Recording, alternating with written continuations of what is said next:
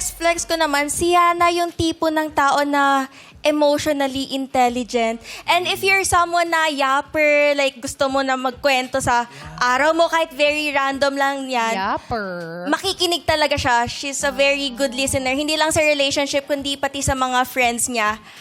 Kaso, ayun nga lang, kapag either naubos yung social battery, or may problema nang sa silent treatment. Like as in kahit anong gawin mo, kahit anong kulit mo dyan, di ka niyan papansinin. Social battery, so biglang nag-o-off. Pero kung nainis din, silent treatment. Di rin po siya namamansin. Hirap Dami nilang terms, ano? Yapper, makwento. yapper. You know? Ang daming nag-ano sa yapper. Akala ko pa yung oo ng oo. Yap, Yup. yap. Hindi. Yes man yun. Talkative. Ganon. Talkative. Yapper. Oo. Pero si Yana ba ay ambivert or mas introvert talaga? Ambivert. Ambivert kasi Ano parang ng ambivert? Parang mabango. Siguro ambivert. ambivert talaga. Sumasakay ba siya sa ambulance? Wow! Gitna ng extrovert at introvert. Oo. In the middle. Ano yun? Angry Birds yun! Angry Birds. Sorry. Ambivert. Pinagsamang extrovert tsaka introvert. So parang yun naririnig ko sa kanya eh. Oh. Extrovert. Gitna. Pero ba't ayaw mo ba yung silent treatment? Parang kunwari, out of nowhere, bigla na lang nag-off yung battery niya. Opo, like as in kunwari, dadaldalin ka niya ng umaga, tapos maya-maya, gano'n na siya. Baka naman napagod lang. Oo, yung social battery. Pagod lang, be. Pagod lang. Tanongin natin si Yana, bakit ganon? Ano ba Ba't nalobat para sa iyo yung ka silent minsan? treatment? Kasi po, there are times po na yung friend group ko po talaga, sobrang talkative nila. Ay, naku. Opo, dahil din po talaga sa course po namin ng communication. So, kailangan po talaga lahat kami machika, ganun. Ang problema po, katulad po niyan, nasa organization po ako. So, nahihirapan po ako na makinig po sa kanilang lahat. Kapag ka po lahat po sila nagkaganito, kung pagka nauubos po yung social battery ko, saan nagiging ending? Baka gano'n na lang ako, nakatulala na lang ako sa kanila. Na-overwhelm. Hindi mo sila masabayan. Yes, di ko na sila nasasabayan pagka sobrang ganun nila. Sabay-sabay pa. Sorry parang kasalanan ko. Kasalanan ko, ha? Huwag naman kayo mag-away dito. Hindi. Kayo ba ay madalas lumabas? Kunwari gumigimik, ganun. Gimmick? Hindi. More on coffee date lang talaga. Tapos, minsan tambay sa dorm ng tropa, ganun. Pero hindi kami yung tipo ng tao na party-party, ganyan. Hindi. Yes, hindi kami ganun. Very good students and good people and citizens of... Hindi kasi tayo yung type na mabisyo, no?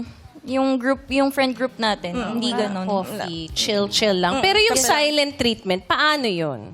Yung anong level? Kasi may iba-iba yun eh. May Oo. passive-aggressive na silent treatment. Meron yung talagang ayoko na lang magsalita ng masama. Anong klase yung sa'yo? Sa akin po kasi, pag once na tumahimik po ako, like, ayoko po talaga ng kinukulit ako kasi I need time din na para mag-process din ng mga sinasabi ng mga tao. And then, ang nagiging ending, pag tumatahimik ako, hindi sila sanay. So, ang nangyayari, biglang, uy, be, okay ka lang ba, be? Be, kausapin mo kami, be, gaganon. Kukulitin lang ako ng kukulitin hanggang sa, oo na, sige na, ito nangyari. Ang ingay nyo kasing lahat. Ganon yung nagiging sagot ko sa kanila. You needed a time out? Ganun lang ba? Yes. Pero deep inside, sinasabi mo lang siguro yun na maingay kayo eh, pero kaya tahimik ako. Pero deep inside, ano yung nafe-feel mo ron? Bakit biglang tahimik na, biglang... Kasi po, most of the time talaga, lahat sila nagsasabay-sabay magsalita. And then, syempre po ako, kumbaga, I wanted as much as possible to process ng isa-isa yung mga sinasabi nila. Pero ang nagiging ending po is, hindi ko po na-process due po na sabay-sabay nga po sila. So, kahit na anong usap ko sila na wait, isa-isa lang, wala, hindi sila nakikinig. Excited. Oo, hindi be, ganito kasi ganyan. So, ayun, doon na po ako sobrang na-overwhelmed. Kaya po Yes. nabibigay ko po yung silent treatment. Oo. Parang deep na conversation ba yun? Deep sharing. Tapos, kailangan mo pa i-process. Yes, kasi mostly din ako din po kasi yung nag-a-advise din po sa friend group.